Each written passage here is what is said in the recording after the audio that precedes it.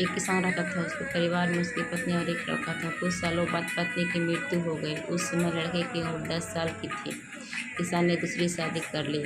उस दूसरी पत्नी से भी किसान को एक पुत्र प्राप्त हुआ। किसान की दूसरी पत्नी की भी कुछ समय बाद मृत्यु हो गई। किसान का बड़ा बेटा जो पहली पत्नी से प्राप्त हुआ था, जब शादी के योग्य हुआ तब किसान ने बड़े बेटे की शादी कर दी। फिर किसान की भी कुछ समय बाद मृत्यु हो गई। किसान का छोटा बेटा जो दूसरी पत्नी से प्राप्त हुआ था और पहली पत्नी से प्राप्त बड़ा बेटा दोनों साथ साथ रहते थे। कुछ समय बाद किसान के छोटे लड़के की तबीयत खराब रहने लगी। बड़े भाई ने कुछ आसपास के वैद्यों से इलाज करवाया, पर कोई राहत ना मिली। छोटे भाई की दिन ब दिन तबीयत बिगड़ती जा रही थी। तब बहुत खर्च भी हो रहा था। एक दिन बड़े भाई ने अपनी पत्नी से सलाह ली कि यदि ये छोटे भाई मर जाए तो हमें इसके इलाज के लिए पैसे खर्च ना करना पड़ेगा और जायदाद में आधा हिस्सा भी नहीं देना पड़ेगा। तब उनकी पत्नी ने कहा कि क्यों न किसी वैद्य इसे जहर दे दिया जाए, किसी को पता भी ना चलेगा, किसी रिश्तेदार में भी कोई शक ना करेगा कि बीमार था। बीमार से मृत्यु को प्राप्त हुआ। बड़े भाई ने ऐसा ही किया। एक वैद्य से बात की और आप अपनी फीस बताओ। ऐसा करना, मेरे छोटे भाई बीमार है, वो दवा के बहाने जहर देंगे। वैद्य ने बात मान ली और लड़के को जहर दे दिया और लड़के की मृत्यु हो गई। उसके भाभी ने खुशी मनाई कि रास्ते का कांटा निकल गया, अब सारी संपत्ति अपनी हो गई। उसका अंतिम संस्कार कर दिया।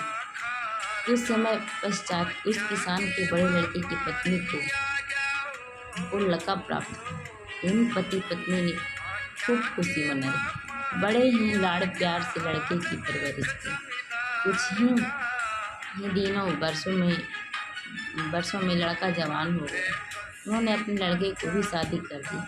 शादी के कुछ समय बाद अचानक लड़का बीमार रहने लगा। माँ बाप ने उसके इलाज के लिए बहुत सारे पैसे खर्च किए, वैद्यों से इलाज करवाया, जिसने जितना पैसा मांगा दिया, सब कुछ दिया ताकि लड़का ठीक हो जाए। अपने लड़के के इलाज में अपनी आधी संपत्ति तक बेच दी, पर लड़का बीमार के कारण मरने की कगार पर आ गया।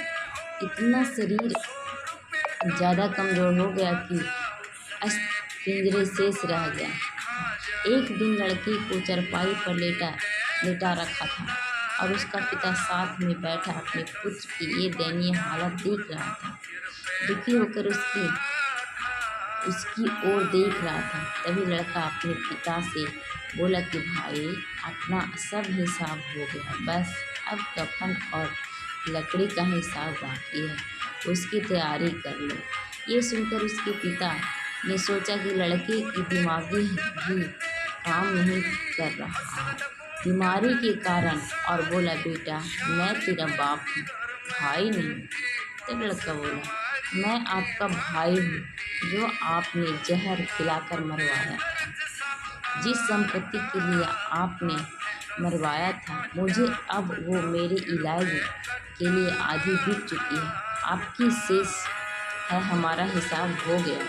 तब उसका पति फूट फूट कर रोते हुए बोला कि मेरे तो कुल ही नाश हो गया, जो किया मेरे आगे आ गया, पर तेरी पत्नी का क्या दोष है जो इस बेचारी को जिंदा जलाया जाएगा। उस समय सती प्रथा थी, जिसमें पति के मरने के बाद पत्नी को पति के चिता के साथ ही जिंदा जला दिया जाता था।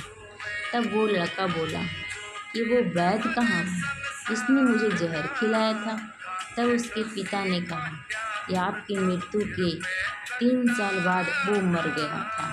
तब लड़के ने कहा कि ये वही दुष्ट वैद्य है, आज मेरी पत्नी रूप में है, मेरे मरने पर इसे जिंदा जलाया जाएगा। हमारा जीवन जो उतार चढ़ाव से भरा है, इसके पीछे हमारा अपने ही कर्म होते हैं, हम जैसा बोएंगे वैसा ही तो काटेंगे। कर्म करो तो फल मिलता है, आज नहीं तो कल मिलता है। जितना गहरा अधिक हो कुआं उतना मीठा जल मिलता है।